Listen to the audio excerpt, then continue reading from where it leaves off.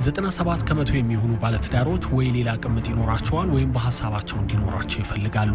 በዓለማችን ውስጥ 3 ከመቶ ብቻ ናቸው ከትዳራቸው ውጪ ሳያስቡም ድርጊቱን ሳይፈጽሙም ዘመናቸውን በሞት ጥሪ የሚያጠናቅቁት ተብሏል። ኒውዮርክን የመሳሰሉ የአሜሪካን ግዛቶች በትዳር ላይ መመገጥን ከወንጀልነት አንስተዋል። ይህም ከባድ የዓለማችን ስጋት ተብሏል። በናይጄሪያ ቅምጥ መያዝ በሕግ ልክ ባይሆንም በማህበረሰቡ ግን ባልተጻፈ ሕግ የተስማማበት መስሏል። ከ10 ባለትዳሮች 8ቱ ቅምጥ አላቸው ይላል የአፍሪካን.ኮም የ2023 ጥናት። እውቋ የስነ ጋብቻ ተመራማሪና ባለሙያ ኤስተር በትዳር ላይ መወስለት በዓለም ሕዝብ ዘንድ የተከለከለ ነገር ግን በሁሉም ባህልና ማህበረሰብ ውስጥ ከመተግበር ያልቀረ ነገር ነው ትላለች። ኤስተር ለውስልትና ከሰጠቻቸው ብያኔዎች አንዱ የሚከተሉትን ጉዳዮች ይዟል። የድብቅ ግንኙነት፣ ከፍቅር አጋር የማያገኙትን ወይም የማይጠይቁትን ለፍቅር አጋር ድብቅ ባህሪ የሚያገኙበት ስፍራን መፈለግና መምረጥ መወስለት ነው ትላለች። የስነ ልቦና ባለሙያው እንዳልክ በአንድ ወቅት ለቢቢሲ አማርኛ በዚህ ጉዳይ ላይ ባነሳው ነጥብ ችግሩ እዚህ ኢትዮጵያ ውስጥም ጾታ ሳይለይ በየቤቱ ትዳር ገመና ውስጥ ተዳፍኖ የተቀመጠ እውነት ነው ሲል በማህበረሰቡ ተለምዶ ነገሩን የተቀበልንበት መንገድ ደግሞ ሁኔታውን አባብሶታል ይላል። በማህበረሰባችን ውስጥ እንዳሪያነት የሚታዩ ሰዎች የጭንገረድ፣ ቅምጥ፣ ውሽማ እያሉ በትዳራቸው ላይ መሄድ እንደሚያኮራ ጉዳይ ሲወራ እየሰሙ ማደግ በአዋቂነት ህይወታቸው መወስለትን እንደ ጀብዱ እንዲቆጥሩትና እንዲተገብሩት ምክንያት ሊሆን ይችላል ይላል ባለሙያው። ሰዎች በኢኮኖሚ ጥገኝነት ምክንያት ወይም በትዳር ህይወታቸው ደስተኛ ባለመሆናቸው ወደ ሌላ የፍቅር ግንኙነት በድብቅ ይሄዳሉ ቢባልም የስነ ጋብቻ ባለሙያዋ ኤስተር ግን በበርካታ ዓመታት የጥናት ውጤቴ በትዳራቸው ደስተኛ የሆኑ ሰዎችና የፍቅር ህይወታቸው እንከን የሌለበት እንኳን ሳይቀሩ አብዝተው በትዳራቸው ላይ ይወሰልታሉ። እኔ ደስተኛ ነኝ፣ በባሌ ተማመናለሁ እያለች ነው አይደለ? እንግዲህ ይሄ ነገር ያጋጠማት ይሄም ማሳያ ይሆናል። ኢስተር እንደምትለው ለምክር እሷ ጋር ከሚመጡ ሰዎች አብዛኛዎቹ ለፍቅረኛ በመታመን የሚያምኑ ነገር ግን እምነታቸውና ተግባራቸውን ማጣመርና ማስታረቅ የሚቸገሩ ሆነዋል። ሌላ በተለያየ ድብቅ ፍላጎቶች ያልወሰለተ በትዳሩ ላይ ያልሄደ ቅምጥ ያልያዘ በእርግጥስ ይኖራል ብላችሁ ታምናላችሁ? ወንዶች ብቻ አይወሰልቱም፣ ሴቶችም ይወሰልታሉ። በዚህ ምክንያት ችግሩ የጋራ ነው። በደቡብ አፍሪካ ችግሩ የአደባባይ ሚስጥር ሆኗል። ታዳጊ ህጻናትን ጨምሮ በርካታ ወጣቶች ቅምጥና ውሽማ ሆነው የኢኮኖሚ የስሜትና የድብቅ ፍላጎት መግለጫ መሆናቸው በሀገሪቱ የጤና ሚኒስቴር ሳይቀር አሳሳቢ ተብሎ መግለጫ ተሰጥቶበታል። እዚህ ሀገራችንም እነኚህን ድብቅ ፍላጎቶች የሚያስተዳድሩ ቁጥራቸው ከፍተኛ መሆኑ በዘርፉ ባለሙያዎች ላይ ይገለጻል።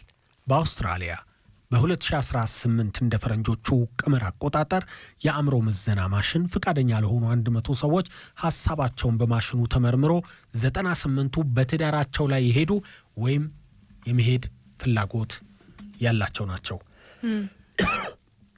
ይቅርታ ውድ ቤተሰቦቻችን፣ በኑሮ የተሻሻሉት ለመወስለት የተሻለ እድል ያላቸው ቢመስሉም በሁሉም የኑሮ ሁኔታ ውስጥ ያሉ የዚህ ችግር መገለጫ ናቸው ስትል የትዳርና የፍቅር አማካሪዋ ኤስተር ፓርለር ትናገራለች። ትዳርና ውስልትና እድሜያቸው እኩል ነው። አንዳቸው የሌላኛው ታላቅ ወይም ታናሽ አይደሉም። ሴትና ወንድ ነውም ተብሎም አይለይም። በእርግጥ እንደ ኤስተር ጥናታዊ መረጃ ከሆነ በሰው ልጆች ታሪክ ውስጥ ወንዶች ሲወሰልቱና ሴቶች ሲወሰልቱ የሚከፍሉት ዋጋ እኩል አይደለም፣ የተለያየ ነው። ሁሉም ሰው የሐሳብ ወይም የተግባር ውሽማ ወይም ቅምጥ አለው። ይሄ ሐሳብ የትዳርና የፍቅር አማካሪዋ ኤስተር ፓርለር ነው። እናንተስ ምን ትላላችሁ? እንወያይበት ለመፍትሄ። ውድ ቤተሰቦቻችን እስቲ በስልክ መስመሮቻችን በእናስተዋውቅና ደወል ያርጉ። ከዛ በኋላ ደግሞ በሐሳቡ ዙሪያ በቀጥታ በተለይ የደረሰባቸው እንደዚሁም ደግሞ ታሪኩን የሚጋሩት በጥፋቱም ላይ ያሉ ሰዎች ሐሳቦቻቸውን ያስቀምጡልን እና የኔ ባል በፍጹም ይህንን አያደርግም ብዬ እከራከራለሁ። በቃ ለቅሶ ቤትም ሄደን እንደዚህ በጨዋታም ሲነሳ ወይ የኔ ባል እንደዛ ያረግም ምናምን ስል ይስቁብኛል። ተመስገን ትላለች። አዎ ይስቁብኛል።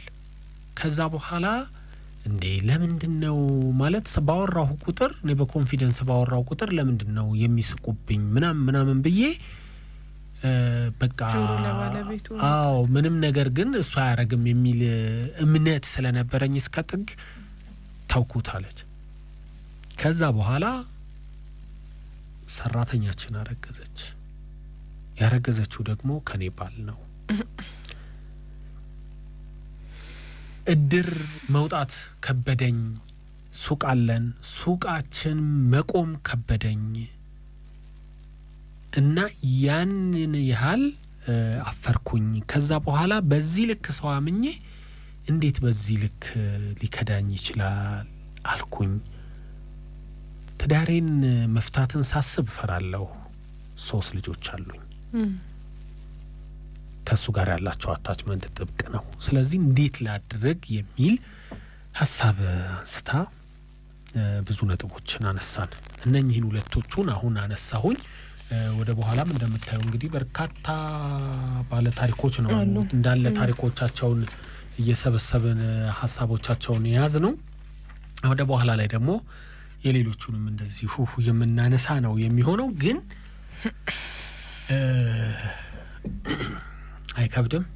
በጣም ነው የሚከብደው። ይሄ ነው እንግዲህ 97% የሚሆኑ ባለትዳሮች ወይ ሌላ ቅምጥ ይኖራቸዋል ወይም በሐሳባቸው እንዲኖራቸው ይፈልጋሉ።